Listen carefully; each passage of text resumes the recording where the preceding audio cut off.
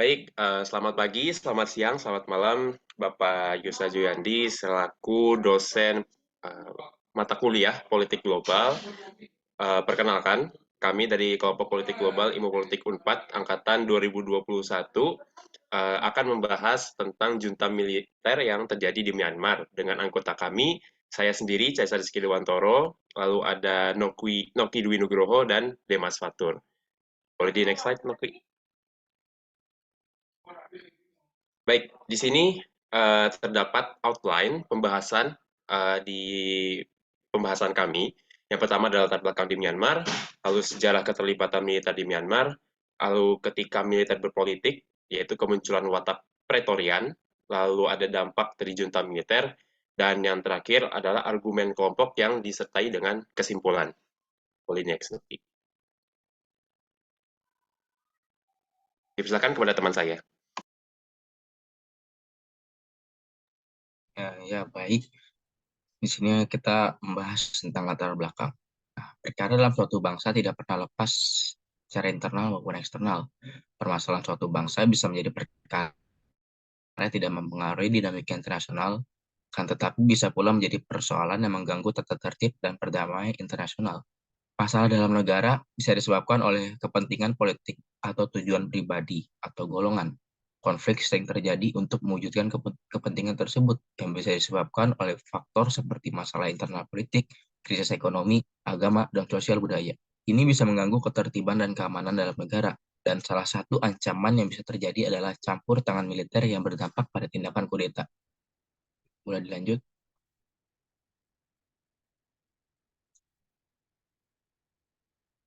Militer memainkan peran penting dalam politik negara sebagai pelindung negara dari ancaman luar dan dalam. Hubungan militer dengan sipil bisa dianggap bahwa militer didirikan untuk membantu dan mendukung pemerintahan sipil dengan tujuan utama bertempur sebagai pertahanan negara. Namun di negara berkembang, militer sering intervensi dalam pemerintahan yang sah, sehingga pemerintahan saat ini sering bekerja sama dengan militer untuk menjaga stabilitas dan keamanan demi mencapai tujuan negara di bidang ekonomi dan sosial masyarakat. Sebuah negara yang pernah mengalami kudeta militer dapat diasumsikan telah memiliki pengalaman serta proses bernegara tersendiri dibandingkan dengan peristiwa-peristiwa politik lainnya, sehingga tidak mudah bagi suatu negara dalam mencapai posisinya hingga sampai saat ini. Contohnya, hal ini dialami oleh Myanmar, yang dimana kita akan membahas sejarahnya lebih lanjut di bagian selanjutnya.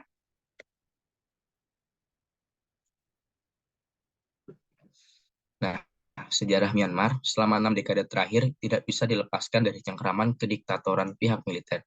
Padahal menjelang tahun 1962, Myanmar sudah berada di posisi yang relatif stabil dan kondusif, walaupun dihadapkan dengan berbagai permasalahan, mulai dari krisis ekonomi, tekanan internasional, hingga demonstrasi massa. Tatmadaw yang merupakan militer Myanmar senantiasa memanfaatkan keadaan tersebut untuk memperkuat dominasinya, bahkan sampai memegang kendali pemerintahan sampai sekarang. Boleh di next slide.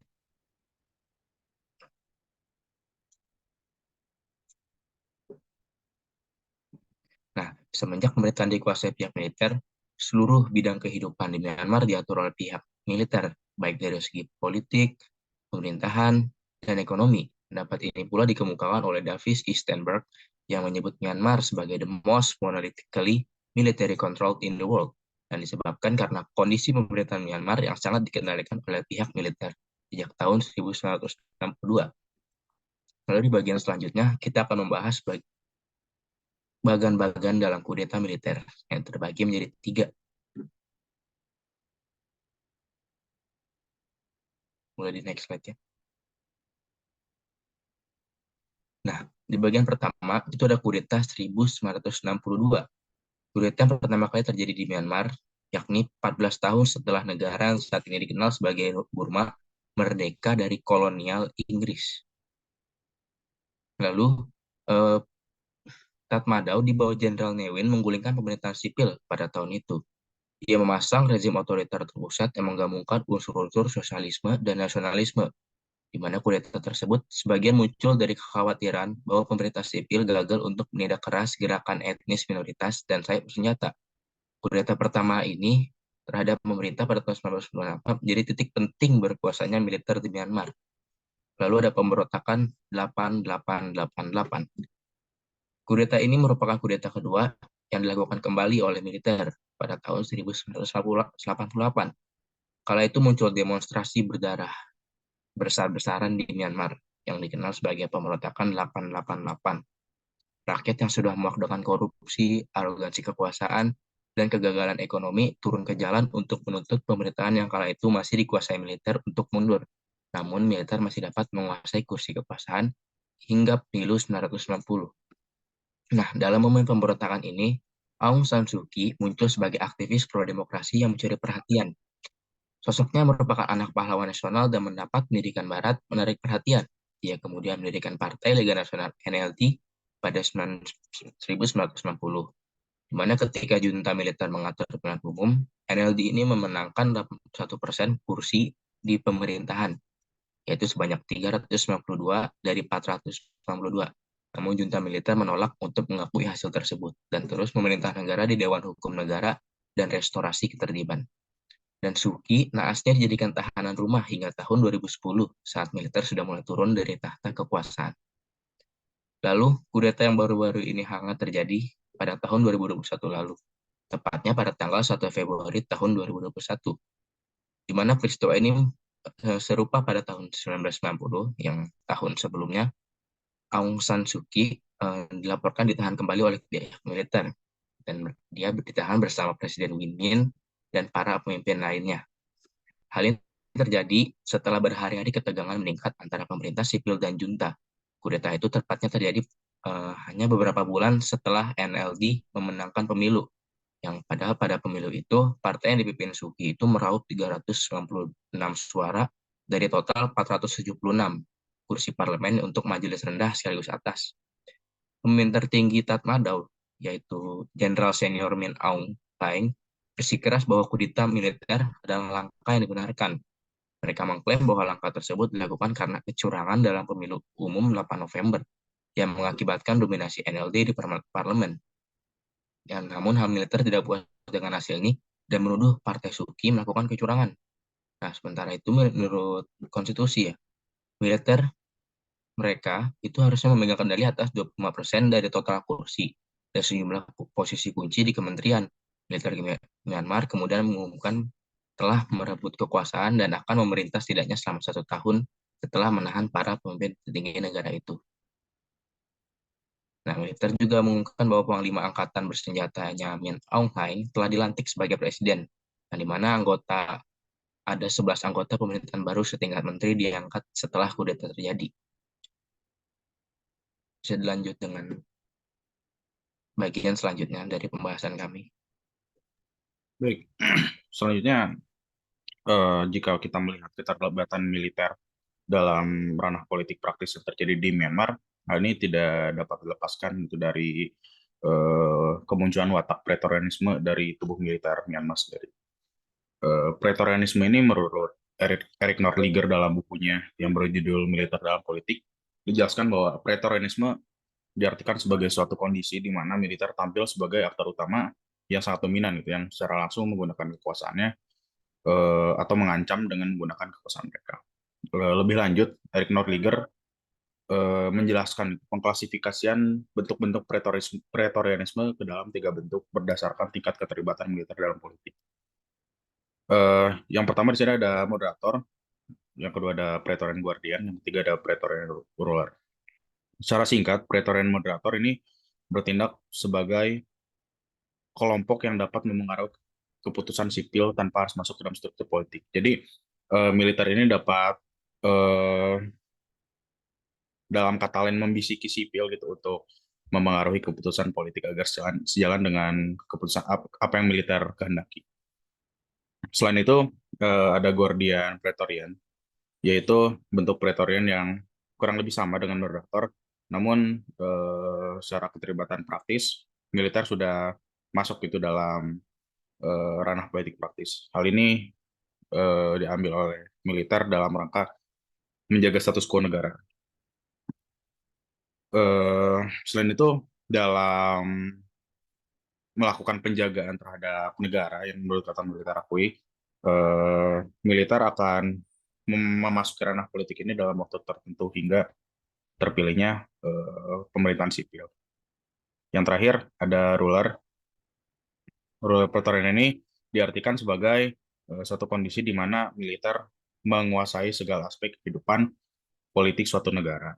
Dalam kondisi di Myanmar ini, kita dapat menyimpulkan bahwa bentuk Praetorianisme yang terjadi ini kemungkinan adalah Guardian Praetorian dan Ruler Praetorian. Karena eh, militer Myanmar ini mengklaim bahwa mereka akan menduduki jabatan yang seharusnya diisi oleh sipil ini dalam setahun ke depan. Dikatakan pula bahwa militer Myanmar ini muncul watak Praetorian Ruler karena militer menguasai segala aspek kehidupan masyarakat di Myanmar. Selain itu, pembahasan akan masuk pada dampak-dampak junta militer, oleh kawan saya.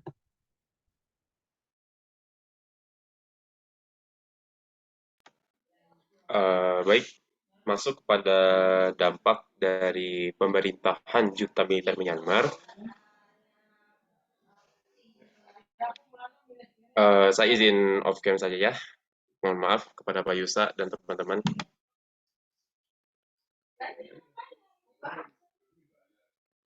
Oke, baik. Izin teman-teman, suara saya lancar nggak ya? Lancar, lancar. Oke, yang pertama yang sangat terlihat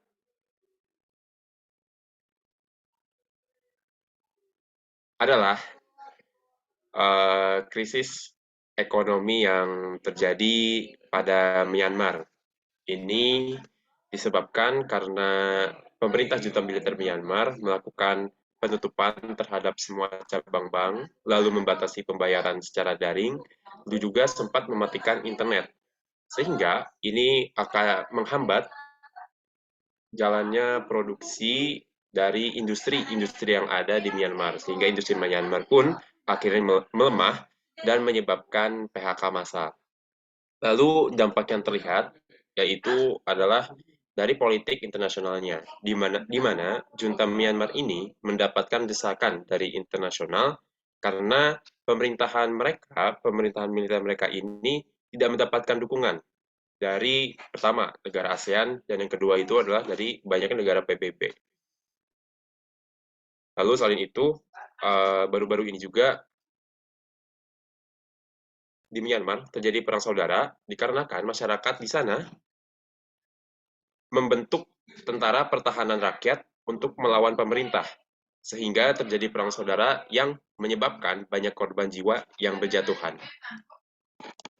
Sekian dari dampak, mungkin boleh dilanjutkan pada argumen dan kesimpulan oleh teman saya. Terima kasih. Baik, kemudian terakhir singkat saja yang menjadi kesimpulan dan sikap kami dari kelompok terkait keterlibatan militer dalam politik Myanmar. Kami memiliki kesimpulan bahwa keterlibatan militer dalam politik Myanmar ini adalah kemunculan watak Pretorian. Pretorian ini, jika kita melihat kembali pada pembahasan yang tadi, Pretorian diartikan sebagai kondisi di mana militer tampil sebagai aktor utama dalam ranah sipil. Dalam hal ini, junta militer Myanmar berdampak pada terjadinya pembatasan kebebasan sipil pada masyarakat Myanmar, itu yang jadi utama. Dan dalam hal ini, militer idealnya tidak boleh gitu untuk memasuki ranah sipil gitu, karena militer adalah alat negara yang dalam tindakannya ini bergerak atas keputusan sipil. Terakhir, dalam upaya mewujudkan demokrasi, eh, perlu bagi pemerintahan sipil untuk mewujudkan supremasi sipil atas militer dengan cara misalnya membuat regulasi seperti di Indonesia ada UU TNI tahun 2004. Lalu mungkin dengan melakukan doktrinasi militer, bahkan upaya-upaya perlawanan seperti yang dilakukan masyarakat setempat dengan cara eh, perlawanan senjata mungkin itu dapat menjadi salah satu cara untuk mewujudkan supremasi sipil atas militer. Mungkin dari kelompok kami cukup sekian. Terima kasih dan selamat pagi, siang, sore.